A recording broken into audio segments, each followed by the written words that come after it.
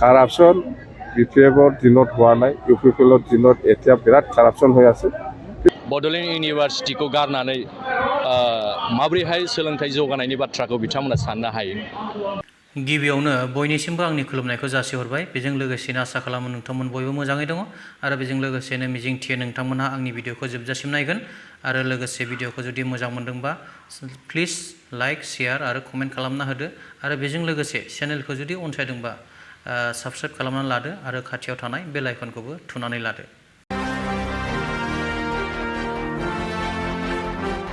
गोबां समाव जोङो गोबां गोरोन्थि मावो, नाथाय जोङो गाव गावनि गोरोन्थि मावनायखौ गोबाङानो नुवा। जोंनि गोरोन्थि मावनायखौ एबा गाव गावनि गोरोन्थि मावनायखौ गुबुना नुयो, नाथाय गुबुना जेब्ला नोंखौ बुंगोन जे नों गोरोन्थि मावबाय, अब्ला बे बिथाङा गाव गावनो फोथायनो गोब्राब मोनो जे गाव गोरोन्थि मावदों। खायसेया फोथायो, फोथायसेयावबो नाथाय गावनि गोरोन्थिखौ सुद्रायनो गोसो जाया। बिनिखायनो बै बिथाङा बै गोरोन्थि दिन्थिग्रा मानसिखौ उल्थायै बायदिसिना खोथा बुंफिननो हागौ बा बायदिसिना बेबहार दिन्थिफिननो हागौ। थिग बेबायदिनो राजखान्थिनि बेलायावबो बिदिनो जादों।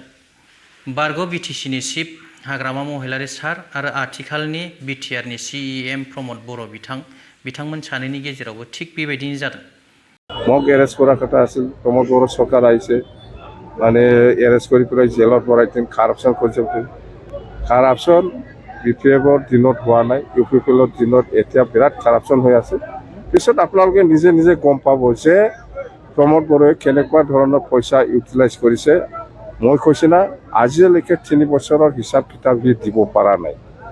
ব্যৱহাৰ কৰাটো ইলিগেল হৈছে, তাৰ নিয়ম মতে পইচাটো ব্যৱহাৰ কৰা নাই। ইয়াৰ কাৰণে সি আজিলৈকে হিচাপ দিব পৰা নাই 3 বছৰৰ পইচা। আমি দিছপুৰক দোষ দি লাভ নাই, দিছপুৰে একো কৰা নাই। প্ৰমোদ বড়োহে নিজে নটিফিকেশ্যন ওলাই পেলাই ডিচি সকলক পাৱাৰ দিছে কাম কৰিবলৈ। এইটো দিছপুৰ নহয়, বিটিচিহে ওলাইছে, প্ৰমোদ বড়োহে ওলাইছে। সেইটো আনিবৰ কাৰণে যেতিয়া চৰকাৰ আহিব, মোৰ কাৰণে ছেকেণ্ডো নালাগে, ছেকেণ্ডতে হৈ যাব এইবিলাক। চাওক, এতিয়া মানে হাগ্ৰামা মহিলাৰী ডাঙৰীয়াই কি কথা কয়, কি কথা নকয় আৰু তেখেতে কি কাম কৰিব ওলাইছে, সেইটোৰ ওপৰত কোনো সংগতি নাই। তেখেতে ক্ষমতা যোৱাৰ পিছত আবুল তাবুল বকিবলৈ ধৰিছে। তেনেকুৱা নেতাকে যদি সমাজত আপোনালোকে সদায় দেখা পায় বা আপোনালোকেও কেমেৰাত যদি সদায় দেখাই পাই থাকে, ইয়াৰ এটা বিৰূপ প্ৰভাৱ পৰিব। আজি তেখেতে BLTৰ সময়ত তেখেতৰ সতীৰ্থ আছিলে, BTC চলোৱাত সতীৰ্থ আছিলে।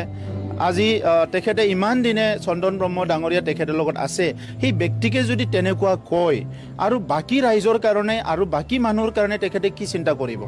যাৰ কাৰণে আপুনি যোৱা 17 বছৰত ইমানখিনি হিংসা, ইমানখিনি বেয়া পৰিৱেশ BTCত দেখিবলৈ পাইছিলে। কেতিয়াবা কয় যে যোনে মানে শক্তি আছে তাৰ লগতে থাকিম, যোনে পাৱাৰত আছে তাৰ লগতে থাকিম। কেতিয়াবা নিজৰ সতীৰ্থক মানে তেখেতে চিনি নাপায় বুলি কয়। যেতিয়াই মন যায় তেতিয়াই যি টি কথা কয়। কোনোবা কেতিয়াবা খাদ্যত কি খাইছে সেইটো লৈ পেলাই কয়, ড্ৰেছ কি পিন্ধিছে সেইটো লৈ পেলাই কয়। চ' এনেকুৱা পলিটিক্সত কি গুৰুত্ব আছে?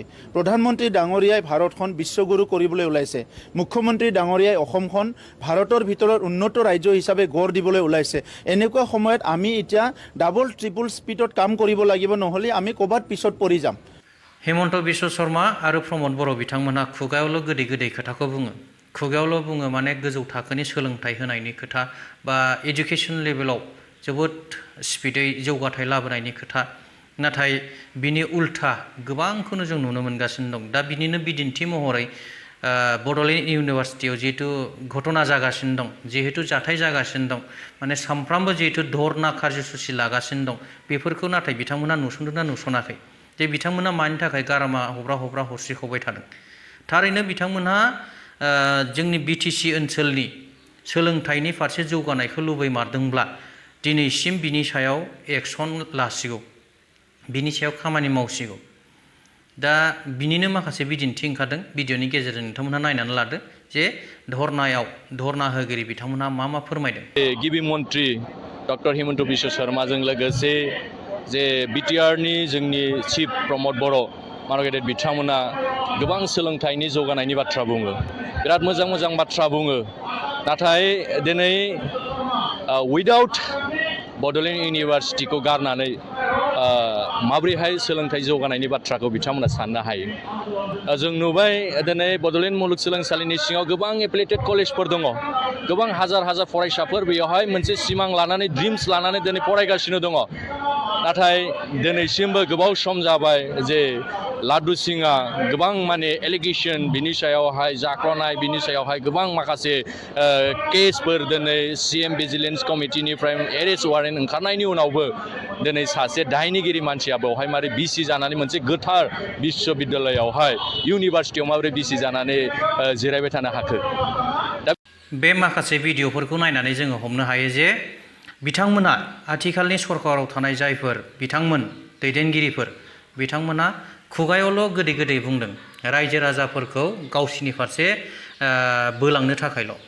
नाथाय बिथांमोना थारैनो जौगाथायनि खामानिखौ माबायदि गोसो होनानै मावदों बे जाहैबाय सन्देह गोनां बाथ्रा दा बिथांमोना बुंदों जावले जावले J double speed triple speed बा माबा माबि बिदिनो बिराद गोख्रैयै डेभेलपमेन्टनि खामानि मावनांगौ होननानै बेफोरबायदि खोथा बुंनानै रायजो राजाफोरखौ जौगानायनि खोथा बुंनानै माने गावसिनि फारसे बोलांनो हादों नाथाय बिथांमोना थारैनो बे खामानिखौ मावमारदोंब्ला रायजो राजाफोरा बिथांमोननि खामानि मोजां मावनाय नुमारदोंमोनब्ला दिनै UPPL दोलोखौ गारनानै मानो गुबुन गुबुन दोलोआव बारस्लायबाय थादों बिनिबो माखासे भिडिअ दं अन्नानै भिडिअखौ एसे नायदो हिसाबै BPL दলৰ জয়নিং চেৰিমনি প্ৰগ্ৰাম হৈছে আজি টোটেল BPL 500 প্লাছ আৰু BJP 200 প্লাছ তো BJP নহয় GSP BJP তো 100 প্লাছ আছে অর্থাৎ টোটাল 1000 ক্রস করছে আমার দলত আজি যোগদান কৰে আৰু ইহঁতে সেইটো আজিৰ কথা নহয় প্ৰত্যেক সমষ্টিতে এনেকুৱা 1000 প্লাছ জইনিং হৈ আছে মেক্সিমাম UPPL আৰু ছেকেণ্ড পজিশ্যন লৈ আছে বিজেপি পৰাও কেনেকৈ আহি আছে মই আচৰিত ভাবি আছোঁ কি হৈছে মই ক'ব নোৱাৰোঁ যেন হওক বিজেপিয়ে বহুত কৰ্মী নেতাসকলে ঘোষণা কৰিছে অহাকালিও আৰু আছে বুলি কৈছে বছৰটো গ্ৰুপত তো এইবিলাক জইনিং চেৰিমনিয়েল যিটো প্ৰগ্ৰাম সেইটো চাই পেলাই মই মনত ভাবি আছোঁ যে আগন্তুক যিটো 2026 নিৰ্বাচন ইয়াত আমি জয়ী হোৱাটো 100%। এই UPPL চৰকাৰ 2025 নাথাকিব এইটো জিৰ' আৰু এই 2025 পিছতে UPPL পাৰ্টিয়ে নাথাকিব নিচিনা লাগে আজি সম্ভৱ চাবহে জানে কাম কৰিব লাগে